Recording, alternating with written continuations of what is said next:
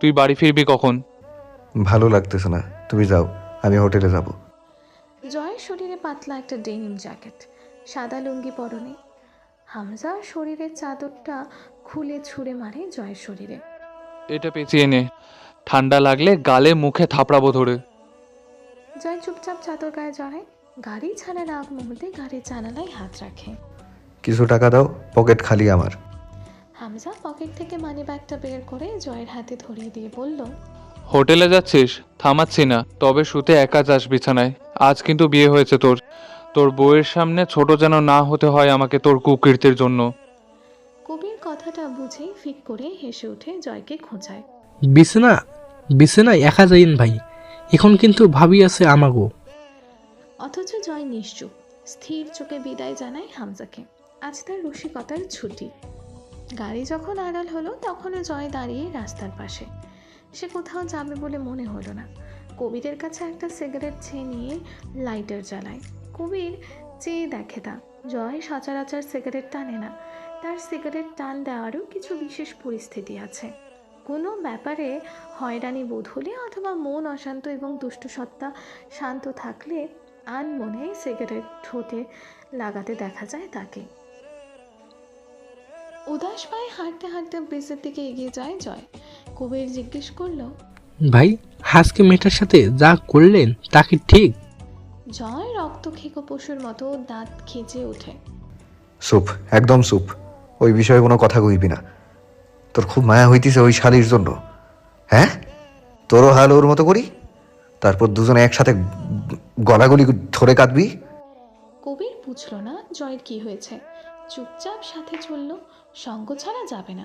জয় গিয়ে ব্রিজের কার্নিস ধরে দাঁড়ায়। সিগারেটের ধোঁয়াগুলো মিশে যায় অন্ধকারে। শোঁ শোঁ করে গাড়ি চলে যাচ্ছে পেছন দিয়ে। কবির দাঁড়িয়ে আছে পাশে। জয় বিরক্ত হলো। আমার সাথে কি তোর? যা বাড়ি যা। ক্লাব ঘর তালা মেরে সাবি হামজা ভাইয়ের কাছে পৌঁছে দিয়ে বাড়ি গিয়ে ঘুমা। আমার সাথে থাকার কিছু নেই। কবির কোনো জবাব দেয় না, চুপচাপ দাঁড়িয়ে থাকে জয়ের পাশে। তার সন্দেহ জয় হোটেলে যাবে না। কিন্তু কেন? হোটেলটা পলাশের, তাই এরকম ভয় যে জয়ের মাঝে নেই তা সে জানে। পলাশ চরম বেহায়া, হাজার হলেও আবার জয়কে ডাকবে। জয়কে ছাড়া তার আসর জমে না। জয় চেয়ে থাকে অন্ধকারের দিকে। ব্রিজের নিচের ছোট্ট ছোট্ট খুপড়িগুলোতে হলদেটে লাইট জ্বলছে। অথচ জয়ের চোখে ভেসে ওঠে অন্তু আর আমজাদ সাহেবের বসে থাকার দৃশ্যটুকু। হিংসায় রক্ত টকবগিয়ে ওঠে ওর। ও শেষ কবে জাভেদ আমিরের কোলে চড়েছিল? তখন এতটাই ছোট ছিল যে সেই সব উপভোগ করার মতো মানসিক বিকাশ ওর হয়নি। অন্তুর সাথে ওর বাপের সাথে যা ভাব, সব ন্যাকামি যত। কী থেকে কি হয়ে গেল? শুধু ইচ্ছে করছিল পাড়ার লোকগুলোর এক একটাকে কেটে টুকরো করতে। ওদের ন্যাকামি আর হামজার সম্মান বাঁচাতে আজ বিয়ে করতে হয়েছে। তরুর সামনে গিয়ে দাঁড়ানোটা অস্বস্তিকর হবে, এটাই মূল কারণ রাতটা বাড়ি না ফেরার। যত রাতেই ফিরুক দেখা যাবে মেয়েটা সোফার উপর বসে ঝিমোচ্ছে। রাতের খাবারটা খায়নি, জয়ের সাথে খাবে বলে। জয়কে খেতে দিতে হবে বলে ঘুম আসলেও ঘরে গিয়ে শোয়নি। জিজ্ঞেস করবে, কোথা থেকে আসছেন? এত রাত করে ফিরতে হবে কেন? কোথায় ছিলেন এতক্ষণ? জয় তরুকে মিথ্যা বলতে পারে না, কোনো দিন বলেনি। মেয়েটার কাছে জয় খুব যত্নের। ওর সাথে জয় কোনো দিন বিরূপ হয়নি। আজ সত্যি বলে নিজের নোংরা জীবনের একমাত্র প্রতীক্ষিণীর মন ভেঙে গুঁড়ো করতে তার ভালো লাগবে না। মেয়েটা ওর একাকিত্ব সয়েছে, কিন্তু নিজে না। অথচ অন্য কাউকে জয়ের পাশে মানতে পারবে না। জয় হেঁটে ব্রিজের নিচের খুপড়িগুলোর দিকে এগোয়। এখন ওই খুপড়িতে বসবাস করা ভূমিহীন লোকগুলোর বাড়িতে যাবে। ওদের ঘুম কামায় কুড়িয়ে আবোল তাবোল কথা বলবে রাতভর। কারো বাড়িতে ছোট্ট পিকনিকের আয়োজনও করতে পারে। কবিরকে বলবে এই জিনিস রাতে কিনে আন। মাটির চুলোর পাশে বসে নিজে রাঁধবে, সে সাথে সবাইকে সাথে নিয়ে খাবে। সারা রাত গলা ভেঙে গান গাইবে। ফজরের আজানের সময় বাড়ি ফিরবে। লোকগুলোও সায় দেয়, বরং চরম খুশি হয় এই পাগল লোকের হুটহাট উপস্থিতিতে। এসব ভেবে কবির বিরক্তিতে মাথা ঝাড়া দেয়। হতাশ শ্বাস ফেলে জয়ের পেছনে যায়। পিছু সে ছাড়তে পারবে না। কেন পারবে না জানে না, শুধু জানে জয়ের পেছনে যেতে হবে তাকে। সাথে থাকতে হবে। রাত 12টা পার। কুয়াশায় বারান্দার গ্রিল অবধি দেখা যায় না। অন্তু বসে থাকে বারান্দার মেঝের ওপর, ঘরের দেয়ালে পিঠ ঠেকিয়ে। সারা রাত হু হু করে উত্তরে হাওয়া নাকে মুখে ঢুকেছে, ঠান্ডার চোটে পিঠ বেঁকে বসেছে। সেসব কিছুই গায়ে লাগেনি অন্তুর। সন্ধ্যায় রাতে বিয়ে পড়িয়ে রেখে কাজী সাহেব বেরিয়ে গেলেন। একে একে লোকজন নিজেদের নৈতিক দায়িত্ব পালন করে তৃপ্ত মনে নিজ নিজ ঘরে ফিরল। বেরিয়ে যাবার সময় হামজা বলে গিয়েছিল, এখানে থেকে পরীক্ষাটা শেষ করো। আমি জানি তুমি আজ যেতে চাইবে না, যেতেও বলছি না আপাতত। তবে আমাদের বাড়ির বউরা বাপের বাড়িতে থাক, রেওয়াজ নেই। পরীক্ষা শেষ হওয়া অবধি থাকো এবং নিজেকে শান্ত করো। লোকে যাই জানুক, তুমি জানো কিছুই হয়নি। So don't be upset. হ্যাঁ, লোকটা দেখতে অতিকায় শুদ্ধ, বলিষ্ঠ, ব্যক্তিত্ব সম্পন্ন পুরুষ। এই ছদ্মরূপ তার আসল প্রকৃতিকে আড়াল করেছে। তবে আসল হামজাটা কে, কি, কেমন? আজ অন্তুর এই মরণক্ষণে আমজাদ সাহেব এলেন না অন্তুর কাছে। আসতে নেই, রাবেয়া এসে পাশে বসলেন। অন্তু একটুও তাড়াহুড়ো করলো না চোখের পানি মুছতে। অন্ধকারে দেখা যাচ্ছে না তা, কিন্তু কথা বলতে তার ভয়। কণ্ঠস্বরও নাক আটকে আছে। আম্মুর সামনে কাঁদতে নেই। ঘরে যাউন তো। অন্তু আস্তে করে শুয়ে পড়ল শীতল মেঝের ওপর। মাথাটা মায়ের কোলে রেখে বলল, আজ তোমার বোঝা হালকা হলো আম্মা। তোমার অন্তু বিয়ে করবে না, দেখো হয়ে গেছে। চুলে হাত বোলালেন রাবেয়া। চুপ করুন তো, ওঠ, ঘরে চল। জ্বর বাঁধাবি? আম্মা কাঁদছো কেন? কাদার মতো কথা বললাম? কাঁদতেছিস না? ওঠ তন্তু, থাপ্পড় মারবো কিন্তু একটা। এইখানে ঠান্ডা। তাতে কি, ভালোই লাগতেছে। তুমি ঘরে যাও, তুমি বুঝবা না ঠান্ডার হাওয়ায় বসে থাকার আরাম। যাও যাও, আব্বু একা। মরে যাইতে চাস? তাইলে আমারে আগে মার। কণ্ঠটা আবারও ভেঙে এলো রাবেয়ার। আমি তো তোরে জন্ম দিয়া পাপ করছি রে মা। তোরে জন্ম না দিলে এই দিন তোর জীবনে আসতোই না। আমার গর্ভের দোষ। ও টন্তু, কার কি হচ্ছে জানি না, আমার কিন্তু সহ্য হইতেছে না। শোন, ওঠ। অন্তু উঠে বসে। ধুর, ভাবলাম একটু শীত বিলাস করব, এখানে ইমোশনাল সিন চলছে। ওঠো চলো শুয়ে পড়ি। অন্তু চোখ ধুয়ে এলো। পানি বরফের মতন ঠান্ডা। এসে বাচ্চা মেয়ের মতন বিছানায় শুয়ে কম্বল পেঁচিয়ে হু হু করে কেঁপে বলল, ওরে ঠান্ডারে, আমার লাইট বন্ধ করে দিয়ে যাও, সেই শীত, বাপরে। রাবেয়া অন্তুকে কেমন করে যেন তাকিয়ে দেখলেন। অন্তু ঠিক ছোটবেলার মতন কম্বল মুড়ি দিয়ে অল্প একটু মুখ বের করে ঠকঠক করে গা কাঁপাচ্ছে। যন্ত্রণা লুকার ব্যর্থ চেষ্টা। রাবেয়া চুড়ে গেলে অন্তু স্থির হয়ে গেল। কতক্ষণ অন্ধকারে ছাদের দিকে চেয়ে রইল। এই শীতের রাতে বুকে জ্বালা আগুনের সাহস খুব বেশি। এত ঠান্ডা, এত কুয়াশা, তবু বুকের উত্তাপ গমগম করছে। অন্তু উঠে গিয়ে বারান্দায় দেয়ালে হেলান দিয়ে বসে। নিশ্চুপ এক মাঝরাত, ঝুপঝুপ করে বৃষ্টির মতন চোখের দুই গুণ বেয়ে পানি গড়িয়ে পড়ল। কান্না জমে বুকটা কাঁপছে। অন্তু মাথাটা দেয়ালে ঠেকিয়ে বাইরের অন্ধকার কুয়াশার দিকে তাকিয়ে রইল নিথর চোখে। তার জীবন, সম্মান, স্বপ্ন, আব্বুর মান মর্যাদা সব শেষ। শেষটা সে করেছে। কেন সে গেছিল সেদিন জয় আমিরের সঙ্গে বেয়াদবি করতে গেছিল? এত বোকা হলে চলে? তা কিছুই রইল না। না নিজেকে ক্ষমা করা যাচ্ছে না। অন্তু আস্তে করে হাতের তর্জনী আঙুল তুলে বুকের মাঝখানটায় চেপে ধরল। সেখানটায় ভেঙে চুরে আসছে। শীত বাড়ছে, পাতুত ঠান্ডায় অবশ হয়ে আসছে। অন্তু একটা খেলা খেলার চেষ্টা করলো। এই শরীরের যন্ত্রণা, এটা কি তার বুকের ব্যথার চেয়ে বেশি তীব্র নাকি কম? জিতল বুকের ব্যথা, শরীরের ব্যথা অনুভূত হচ্ছে না। সে অনড় বসে রইল মাথা ঠেকে। ফজরের আজান হলো, উঠল না নামাজ পড়তে, বসে রইল ওভাবেই। রাত 2টোর দিকে রোজকার মতন অন্তুকে দেখতে এলেন আমজাদ সাহেব। তিনি আজ লুকিয়ে দেখতে এসেছিলেন। অন্তু ঘুমালে দেখে চলে যাবেন, কিন্তু অন্তুকে ওভাবে ঠান্ডার মাঝে বারান্দার মেঝেতে বসে থাকতে দেখে বুকের ভেতরটা যেন কেমন করে উঠল। অসুস্থ শরীর নিয়ে বসলেন অন্তুর পাশে। অন্তু ঘাড় ঘুরিয়ে তাকালো না, ওভাবেই বলল, তোর লাগছে না? বুঝতে পারছি না, তুমি অসুস্থ, এখানে বসে থেকো না, যাও। কিছুক্ষণ চুপ থেকে আমজাদ সাহেব জিজ্ঞেস করেন, আমার বাপ হবার চেষ্টা করিস না অন্তু। তা করব, আমার সাধ্যে আছে কি? বাপ তো তুমি আব্বু, স্বার্থপর বাপ। বাপ হিসেবে তুমি ঠিকই আছো। আমি তোমার বাপ হলে এমন করতাম না, ভুলভাল কিছু করতাম। তুমি ঠিক কাজ করেছো। আমজাদ সাহেব কি অদ্ভুত এক হাসি যে দিলেন, হেসে বললেন, কি করতি তুই বল? মেরে ফেলতাম। দায়িত্ব করেছি, বাঁচিয়ে রেখেছি। অন্তু এবার তাকায় আব্বুর দিকে। আমজাদ সাহেব থমকে গেলেন, চোখ দুটো কালিতে ঢাকা, ত্বক তীব্র ঠান্ডায় বিদীর্ণ হয়ে সাদা রক্তশূন্য হয়ে উঠেছে, চোখ দুটো ফোলা, চোয়ালের ওপর শুকনো জলরাশির ধারা। বাপের ভেতরটা কেমন করে উঠল। এত কঠোর মৃত্যু বাপ হয়ে দিলে মেয়েকে। আব্বু, তোমার একটুও দয়া হলো না আমার ওপর? এই যে অন্তু আবারও ঝরঝর করে কেঁদে ফেলল। তার একমাত্র দুর্বলতার জায়গা। অন্তু একটা আবদার করে, আব্বু হুম। চলো আমরা কোথাও চলে যাই আব্বু। এখনো আকাশ ফর্সা হয়নি ভালো মতো। চলো আমরা দূরে কোথাও চলে যাই। যাবে আব্বু? না অন্তু, আজ আমার খুশির দিন। আজ যা করেছি এরপর আর কোনো দিন খারাপ থাকবো না। আমি এই কন্যা দায়গ্রস্ত ভাবছিলাম, আজ সেই বোঝা ছেড়ে ফেলেছি। বিয়ের বয়সী মেয়েকে বিয়ে দিয়ে দিয়েছি। আজ ঋণমুক্ত দায়মুক্ত। আজ থেকে আমি চলে যাব কেন? আমজাদ সাহেবের মেহেদি রাঙা দাড়ি বেয়ে এক ফোঁটা পানি বড় নিষ্ঠুরভাবে বয়ে গেল। অন্তু খিঁচে চোখ দুটো মুছে ফেলে। বাপের চোখের পানি সন্তানদের দেখতে নেই। অন্তুর চোখের উচিত এই মুহূর্তে থেকেই নিজেদেরকে অন্ধ ঘোষণা করা।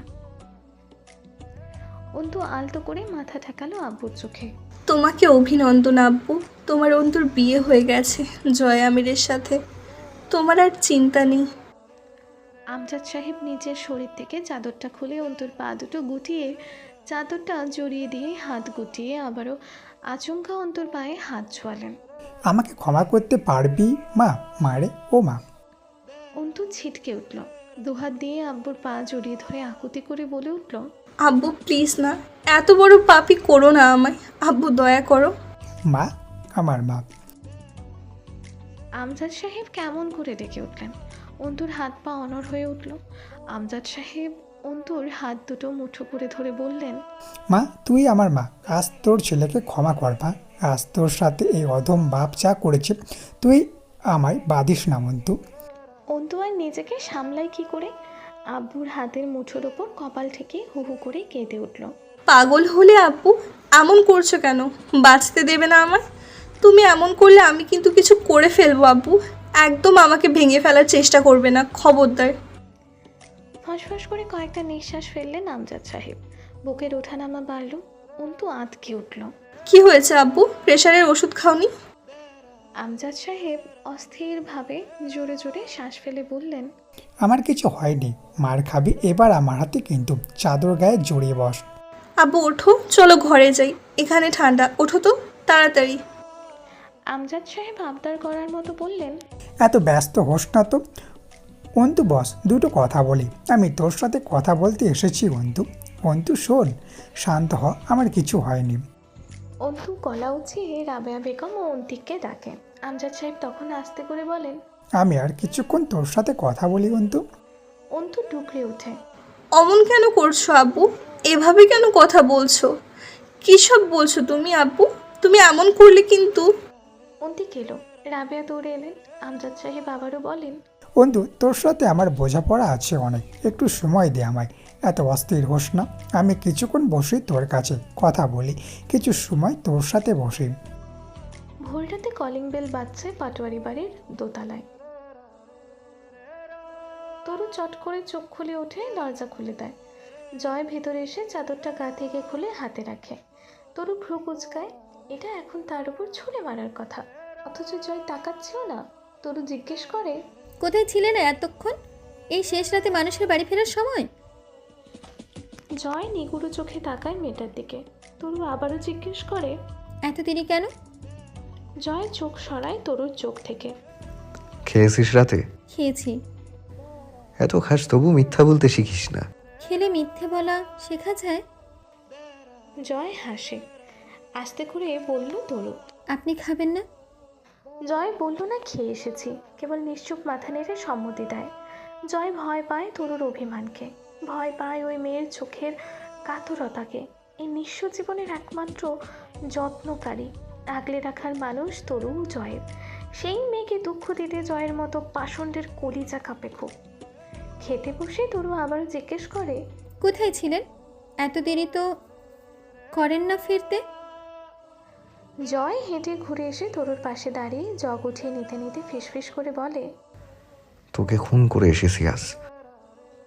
তরু আঁতকে ওঠে অজান্তে। জয় মিথ্যা বলে না, হাসতে হাসতে কঠিন সত্য বলে, তবু হাসে। আপনার হাতে আমার খুন মঞ্জুর? জয় মাথা নাড়ে। হুম, যে উপায়ে আজ তোরে খুন করে আসলাম তুই সইতে পারবি না। তরু কথা বলে না, চেয়ে থাকে জয়ের দিকে। জয় ঘুরে ওপারে গিয়ে টেবিলে বসে খাবারে হাত রেখে বলে, বুঝলি তরু, তোরে ভালোবাসতে না পারাটা আমার জীবনের সবচেয়ে বড় ব্যর্থতা। এমন হইলেও হয়তো আমি তোর মতো করে ভালোবেসে বিয়ে করে এক জীবন পাড়ি দিতাম। তরু ছটফটি ওঠে। এসব কথা কেন উঠছে? ওঠার কথা বলে উঠতেছে। আমি কি কোনোদিন চেয়েছি ওভাবে? আপনি পারেননি, আমিও তো আর বলিনি। এভাবে তো চলছে বেশ। আমি আপনাকে চরম নির্লজ্জতার সাথে ভালোবাসি। আপনাকে ভালোবাসার সময় আমার আত্মসম্মান থাকে না। এবার আবার জিজ্ঞেস করবেন না যেন কেন ভালোবাসি আপনাকে। আমি কিন্তু বলবো না। আমি জিজ্ঞেস করলেই তুই বলবি? জিজ্ঞেস করবেন আপনি? করব। বল কেন ভালোবাসিস আমায়? তরু মসৃণ হাসে। 3 বোনের পর যখন আমি মায়ের গর্ভে, তখন বাপ ভেবেছিল এবার একটা ছেলে হবে। হলাম আমি। বাবা মাই মানল না, মায়ের পক্ষে সম্ভব হলো না আমাকে মানুষ করা। চলে এলাম খালার কাছে। 4 বেলা খেটেছি, 2 বেলা খেয়ে আশ্রিতার জীবনে মানুষ হয়েছি। হামসা ভাই পড়ালেন টুকটাক, তুলিয়া আপার কাছে শুয়ে থেকেছি। আমারও শখ থাকতে পারে, একথা কারো স্বপ্নে আসেনি। তবে এক নোংরা মানুষের কাছে আমি 2টো চুলের ক্লিপ, 1 জোড়া হাতের চুড়ি, চোখের কাজলের স্টিক, চুলের গাজরা ফুলের খোপা, ভারত থেকে আনা শাল চাদরখানা, নবীন বরণের শাড়ি, রাস্তার মোড়ে মামার দোকানের ঝালমুড়ি, বাড়ির সামনে দিয়ে যাওয়া চালতারাচার পেয়ে এসেছি কাল ধরে তার হাত থেকে। আমি যখন ছোট ছিলাম, এ বাড়িতে এক তেড়া ছেলের বাস ছিল, যার কাজের ঠিক নেই, কথায় রস নেই। লোকে বলে নিকৃষ্ট লোক সেও বলে আমি নাকি তার থেকে এসব আদায় করে নিয়েছি নিজে যত্ন দিয়ে। অথচ আমি ছোট ছিলাম, যত্ন করা বুঝতাম না। তুলিয়াপা একবার চুল ধরে মারতে এলো, সে গিয়ে তুলিয়াপাকে ধাক্কা দিয়ে ফেলে বলল, ছোট মানুষ, ওকে মারবি না আর, নয়তো আমি তোর কান ফাটিয়ে হাসপাতাল করব। এবার বলুন, আমি তাকে যত্নে ভালোবেসেছি নাকি ভালোবাসতে বাধ্য করেছে? তরুর চোখ দিয়ে ঝরঝর করে পানি পড়ছে, অথচ কথা আটকাচ্ছে না মেয়েটার। জয়তা দেখে হাসলো। আজ সে এক মহাপাপ করে এসেছে। তার খুব আনন্দ লাগছে। কিসের যেন বিষাদ আনন্দ আন্দোলনে নেমেছে জয়ের বুকে। ধীরে ধীরে তা সংক্রামক ব্যাধির মতো ছড়িয়ে পড়ছে ভেতরে। জয় জিজ্ঞেস করলো, আর কোনো কারণ নাই? তরু চোখ মুছে হাসে। আছে তো, মেয়ে মানুষ রহস্যমণ্ডিত, জানেন না? তারা কি থেকে যে কিসে আটকে যায়। কেউ কেউ কোনো পুরুষের গোপন নিঃসঙ্গতায় আটকে যায়, বাপ মাহীন বেপরোয়া জীবনে আটকে যায়, যদিও তার পাপগুলোকে ক্ষমা করে নয়। আপনি পাপী, জঘন্য পাপী, আর আমি সেই পাপের নির্লজ্জ প্রেম পিপাসী। সাহিত্যিক কথাবার্তা না। দুজন হো হো করে হেসে ফেললাম। তরুর চোখের পানি, জয়ের চোখ জ্বলছে, লাল হয়ে উঠেছে চোখ দুটো। কিন্তু জয় কাঁদতে পারে না, কারণ সে কাঁদতে শেখেনি। কাঁদা ব্যাপারটা কেমন হয় সে জানে না। অনেকক্ষণ দুজন হাসলো মাথা নিচু করে। জয় যখন খাওয়া শেষ করে ঘরে যায়, তখন ফজরের নামাজ শেষ হয়েছে মসজিদগুলোতে। সে গিটারটা নিয়ে বারান্দায় বসে। কুয়াশা যেন মোটা চাদরের মতো প্রকৃতিতে বিছিয়ে আছে। তরু ঘরে গিয়ে শুয়ে পড়ে আস্তে করে কোয়েলের পাশে। তার ওপাশে তুলি ঘুমাচ্ছে। টুংটাং গিটারের শব্দের সাথে ভেসে আসছে জয়ের ভাঙা গলার আওয়াজ। এটা গল্পকার, দেখো লিখছে কে, ভুলে অন্ধকার আলো শিখছে কে। বিপদের সময় দীর্ঘায়িত হয়। সেদিন সকাল হতে বোধহয় স্বাভাবিকের চেয়ে বেশি সময় লেগেছিল। অন্টুর বারান্দাতেই আমজাদ সাহেব হড়হড় করে বমি করে ফেললেন। খাওয়া নেই সারাদিন, বমিতে শুধু পিচ্ছিল মিউকাস জাতীয় পদার্থ উঠে আসছিল। বেশ কয়েকবার বমির উপক্রম হলো, দুবার বমি করলেন। ওনাকে তুলে এনে অন্তুর বিছানায় শুইয়ে দেওয়া হলো। তখন রাত 3:30টার মতন বাজে। উনি চোখে ঝাপসা দেখছিলেন, চোখের সামনে দুনিয়াটা ঘুরছিল চরকির মতো। চোখের শিরায় রক্ত জমে উঠল, চোখের মনি হলুদাভ লালচে হয়ে উঠল। প্রেশারের ওষুধ খাওয়ানোর পরেও রাতের বেকায়দা সময়ে কোনো রকমের উন্নতি দেখা গেল না ওনার শরীরে। অন্তিক বেশ কয়েকবার গিয়েও ঘুরে গাড়ি পেল না। সময়ের সাথে সাথে আমজাদ সাহেবের অবস্থা শোচনীয় হয়ে উঠছিল। অন্তু এবং রাবেয়া বেগম ওনার হাতে পায়ে তেল মালিশ করে দিলেন। প্রচুর ঘামছিলেন আমজাদ সাহেব। শীতের রাতে ওনার গলা ঘেমে ভিজে উঠেছিল। অন্তু আন্দাজ করল ব্লাড প্রেশার 180 থেকে 120 পেরিয়ে গেছে। ওষুধ খাওয়ানোর পরেও তা ডাউন করছিল না। সকাল 6টায় যখন ওনাকে হাসপাতালে ভর্তি করা গেল, তখন ওনার ভেতরে যেসব উপসর্গ প্রকাশ পাচ্ছিল, অন্তুর অন্তরাত্মা কেঁপে উঠল তাতে। আমজাদ সাহেব মাথার ব্যথায় ছোট্ট বাচ্চার মতন ছটফট করছিলেন, চোখে দেখছিলেন না। অন্তুকে একবার রাবেয়া বলে ডেকে উঠলেন। অন্তু অনিয়ন্ত্রিতভাবে ডুকরে ওঠে। তখন খানিক বাদে বোঝা গেল ওনার এক পাশ অকেজো হয়ে এসেছে বোধহয়। নিথর লাগছে ডান পাশটা। ডাক্তার দৌড়ে এসে ওনার ব্লাড প্রেশার মাপলেন। মুখটা ছোট হলো ডাক্তারের, কথা বললেন না। দ্রুত নার্সকে আদেশ করা হলো ওনাকে সিটি স্ক্যান করে শিফট করার জন্য। চলে যাওয়ার সবাই শুধু এটুকু বলে গেলেন, রোগীর উচ্চ রক্তচাপ অনিয়ন্ত্রণের, গট সেভ হিম। অন্তু চুপচাপ বসে রইল বেডের ওপর। এখন বড় ডাক্তার নেই হাসপাতালে। বড় ডাক্তার রাউন্ডে আসবে কমপক্ষে সকাল 10টায়। অন্তু বাচ্চাদের মতন অন্তিককে জিজ্ঞেস করে, ওরা কি বলছে, কি বোঝাতে চাইছে? আবুর ব্রেন স্ট্রোক হয়েছে, কি বলতে চাচ্ছে রে ওরা? অন্তিক জবাব দেয় না, চুপচাপ পাশে বসে হাত চেপে ধরে অন্তুর। থরথরিয়ে কাঁপছে অন্তুর দেহ, চোখ দুটো অশান্ত চঞ্চল। কাঁদছে না। আমজাদ সাহেব বলতেন, ব্যথার উপর ব্যথা লাগলে নাকি মানুষ ব্যথাহীন হয়ে পড়ে। আঘাতের উপর আঘাত মানুষের সহনশীলতা বাড়িয়ে দেয়। ডাক্তার জানালেন, রোগীর উচ্চ রক্তচাপ বেড়েছে কোনো জটিল উত্তেজনা এবং দুশ্চিন্তার ফলে, আর তা অনিয়ন্ত্রণে যাবার ফলে। আপাতত ওনাকে সাধারণ ওয়ার্ডেই রাখা হলো। ডাক্তাররা কী বুঝেছেন বলছিল না কিছুই। বেড পাওয়া গেল না। মেঝেতে মাদুরের ওপর কাঁথা বিছিয়ে শোয়ানো হয়েছিল আমজাদ সাহেবকে। আধা ঘন্টাও হয়নি ঘুমিয়েছে জয়। দরজায় ধুমধাম আওয়াজ। জয় গায়ের কম্বল মাথায় তুলে তার ওপর বালিশ তুলে কান ঢাকে। কাঁচের দরজায় যে ধাক্কাধাক্কি চলছে, ভেঙেও যেতে পারে আর কিছুক্ষণ এমন চললে।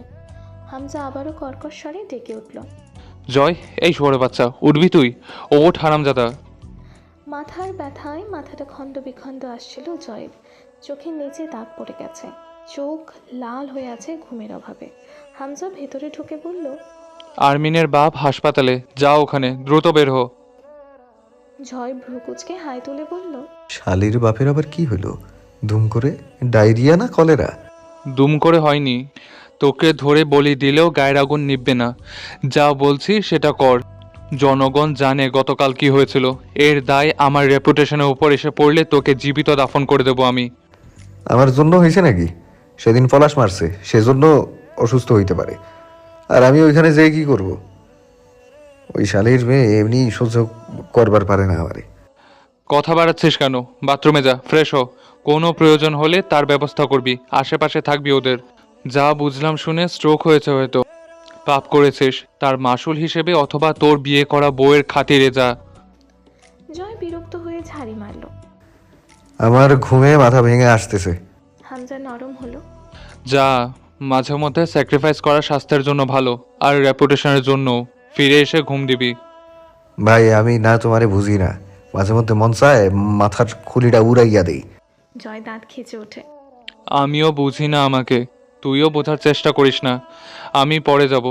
পাশের এলাকায় রাস্তার কাজের কন্ট্রাক্ট সাইন করা হয়েছে, তা দেখতে যেতে হবে। তুই যা এখন, আমি পরে আসছি। জয় অলসভাবে হেঁটে বিছানার দিকে যেতেই ধমকে ওঠে হামজা।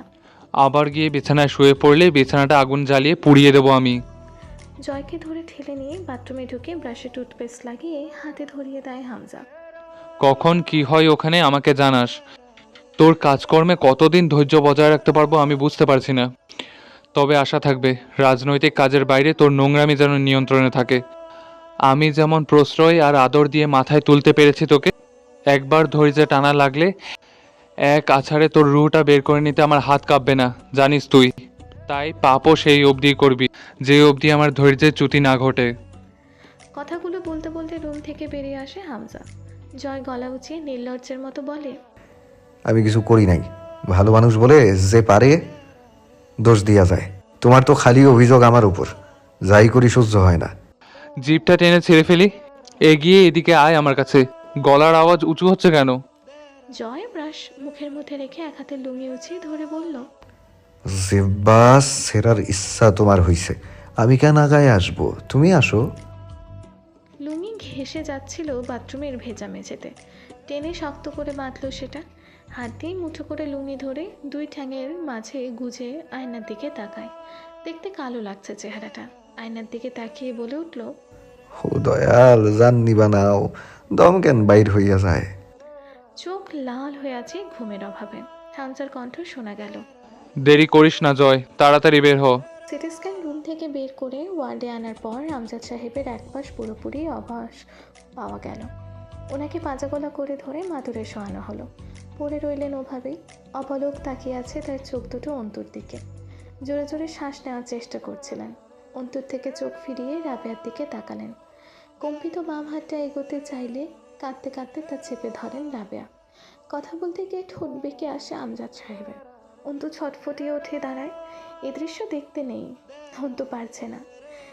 যেই মানুষটার ভরাট কণ্ঠস্বর ও স্পষ্ট ভাষায় বলা দামি কথা আর ধমক শুনে অভ্যস্ত অন্তু, সেই মানুষের অর্ধঙ্গ অসুস্থতা দেখা যায় না। অন্তুর চোখ বাধা মানতে চায় না, কিন্তু স্বার্থপর আব্বুর জন্য সে কাঁদবে না, যে তাকে এই পরিস্থিতির সামনে এই অবস্থার মধ্যে ফেলে এভাবে অসুস্থতায় ভয় দেখায়। তার জন্য অন্তু কাঁদবে না। রাবেয়া ওনার মুখের কাছে কান এগিয়ে নিয়ে গেলেন। অস্পষ্ট কণ্ঠে এক পেশে ধরনের স্বরে শোনা যায়, আমায় তুমি ক্ষমা করো রাবিয়া, তোমাকে কিছুই দিতে পারিনি এই জীবনে, আমায় বাঁধিয়ে রেখো না, তুমি মাফ করে দিও আমায়, অন্তুকে দেখে রেখো। আরও অনেক কিছুই বলার ছিল, পারলেন না বোধহয়। রাবেয়া ওনার হাতের উপর কপাল থেকে হাওমাও করে কেঁদে ওঠেন। অন্তু বসে আব্বুর শিয়রে, তুমি কিসে ক্ষমা চাইছো? আম্মু বোকা, আম্মু তোমায় ক্ষমা করতে পারে, আমি অন্তু তোমাকে কোনোদিন ক্ষমা করব না আব্বু। আচ্ছা কী ভেবে এসব বলছো তুমি? কিচ্ছু হবে না তোমার, এখনও রিপোর্ট আসেনি, চুপচাপ শুয়ে থাকো। পাগলের মতন বলে চলে অন্তু। অন্তিকের চোখে পানি চিকচিক করে ওঠে। আজ কতগুলো বছর সে এই দেবতুল্য মানুষটার সাথে কথা বলেনি। তার সাথে কথা না বলেই আব্বু কোথায় যাচ্ছে? এই কদিনে সুযোগ বা সাহস পাইনি কথা বলার। সেদিন যখন ক্ষমা চাইলো, আমজাদ সাহেব চুপচাপ তাকিয়েছিলেন কেবল। অন্তিক পুরুষ মানুষ, পুরুষদের কাঁদতে নেই। চোখ দুটো রক্তলাল হয়ে ওঠে অশ্রু জমে। আমজাদ সাহেব হাসার চেষ্টা করলেন বোধহয়, অথচ ঠোঁট বেঁকে গেল। অন্তু সহ্য করতে না পেরে উঠে দৌড়ে বারান্দায় যায়।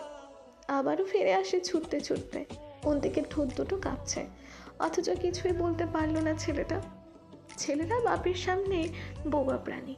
এরা জান দেওয়া শেখায়, তবে মুখ ফুটে বাপের কাছে ক্ষমা বা ভালোবাসা প্রকাশের চরম ব্যর্থ। চোখের ভাষায় আব্বুর কাছে কাঁদলো ছেলেটা, ক্ষমা চাইলো, কত কথা বললো, সব দুজনের চোখের ভাষায় সীমাবদ্ধ।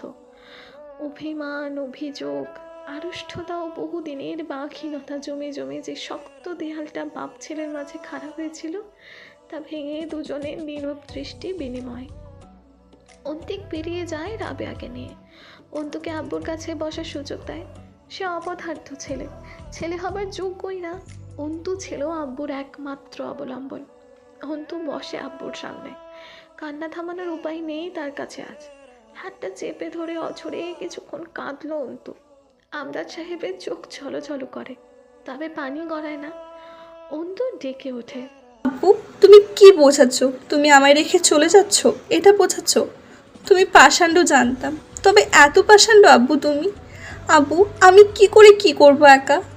আব্বু, আব্বু আমি তো এক পাও চলতে পারি না তোমায় ছাড়া। তুমি আমায় এসব ভয় দেখিও না, আমি জানি কিচ্ছু হবে না তোমায়। এসব মিছিমিছি ভয় অন্তু পায় না, বুঝলে? থামে অন্তু, কান্নাটুকু গিলে ফের বলে, তুমি এত তাড়াতাড়ি যেতে পারবে না, আমি যেতেই দেব না তোমাকে। মগের মুলুক নাকি?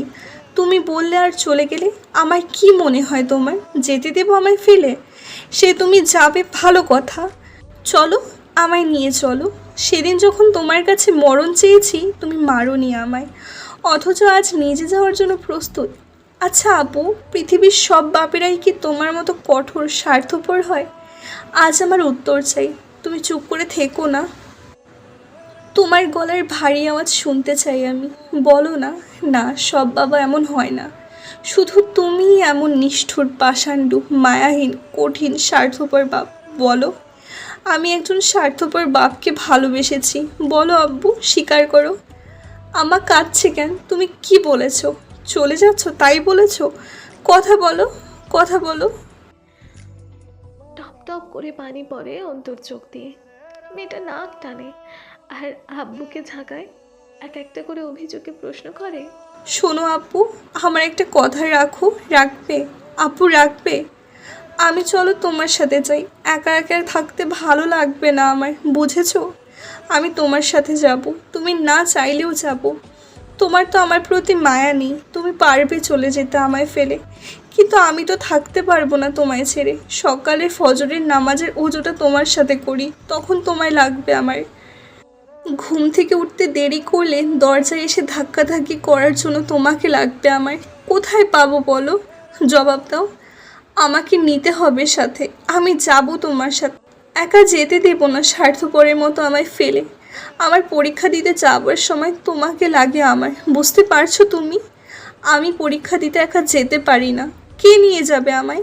বিকেলে চা আর টোস্ট খাবার সময় পাশের চেয়ারে তুমি না বসলে আমার চলে না, তখন কোথায় পাবো তোমায়? আমজাদ সাহেব কথা বলছেন না। অন্তু অধৈর্য হয়ে উঠল। ইসরে, কিছুই বলবে না তুমি? শোনো, আমায় এই ব্যবস্থাগুলো করে দাও, তারপর ভাববো তোমায় যেতে দেওয়া যায় কি না।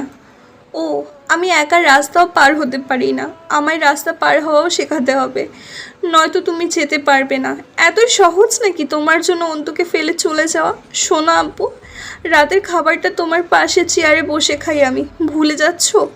তুমি না ডাকলে রাতে খেতে চাই আমি। পড়তে পড়তে তোমার ধমকানোর ডাক কান্নে না এলে উঠতেই মন চায় না আমার।